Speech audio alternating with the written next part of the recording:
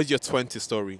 I think it involves a lot of learning about myself, learning to set boundaries with other people, um, and learning to build the community that I want to see and I want to surround myself with.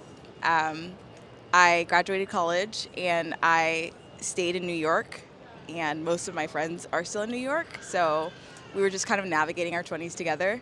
And I think we learned a lot of lessons along the way. I'm only halfway through, so I'm still learning. But You said on learning about yourself. Have you reached a point where you fully know who you are as a person?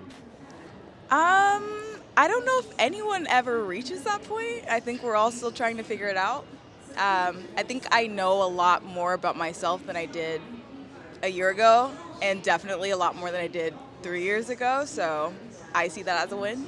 But I think I was naturally a people pleaser where I was really afraid of like making anyone upset, friends, family, anyone around me. And like that is great for other people and not so great for yourself.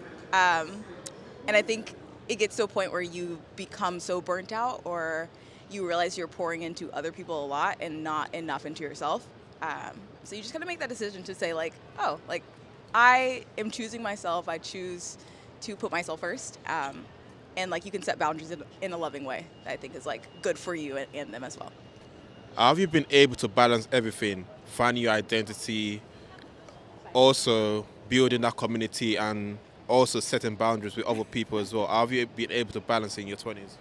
Um, it's hard. I think trying to be balanced 100% of the time is unrealistic.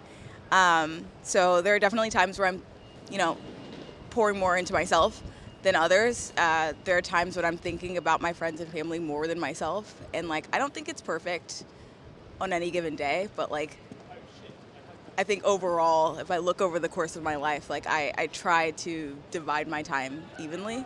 Um, and like I just listen to myself. If things feel out of balance, I trust my gut and just kind of like lean on that. So I think like being in your 20s is learning to just like trust yourself and your intuition. And lastly, describe your 20s with one word and why.